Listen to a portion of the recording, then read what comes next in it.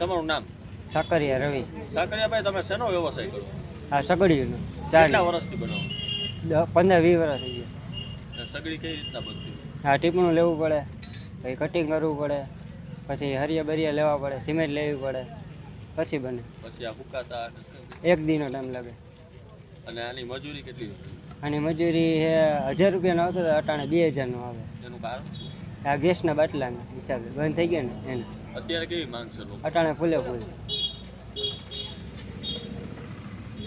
શું નામ છે તમારું? સંજયભાઈ. સંજયભાઈ, તમે આજે સગડી લેવા આવ્યા છો, શું? સગડી લેવા આવ્યો પણ આ 10-15 દિનનું વેઇટિંગ છે, મળતી જ નથી, પૈસા દેતા.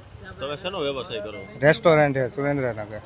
હા, એનું કારણ શું કે પાછી સગડી લેવાનું? ગેસના બાટલા 3 દિવસથી તો હોટલ બંધ છે. પછી પેલા અમદાવાદ ગયા હતા, અહીંયા મેલ, હવે રાજકોટ આવ્યા તો અહીંયા હાઉસફુલ જ કે વેઇટિંગમાં આવ્યા 10 દિવસથી. તો સગડીનો વિચાર કેમ આવ્યો? બીજું શું કરે, કોલસા લાકડા ગેસ બંધ થઈ ગયો હોય, ગેસના બાટલા નથી હોય. ધંધાકીય બાટલા હતા એ બંધ કરી દીધા સરકારે, કે હાવ એ બાટલા તો હાવ બંધ જ કરી દે. અને ઓલા તો કાયદેસર આવે એટલે એ તો વાપરવાના દે. હવે શું કરે, 3 દી તો હોટલ બંધ છે, કંઈક તો ધંધો કરવો ને. ઓલા સુરેન્દ્રનગરમાં આવી કેટલી હોટલો અત્યારે બંધ હશે? અત્યારે હું માનું ત્યાંથી 15 થી 20 હોટલ બંધ છે. અમે અત્યારે 10 જણાનું ગ્રુપ છે, હજી બીજા તો બીજા એરિયામાં છે, અમે 2 જણા અહીંયા આવ્યા. એ કયો વિસ્તાર છે તમારો?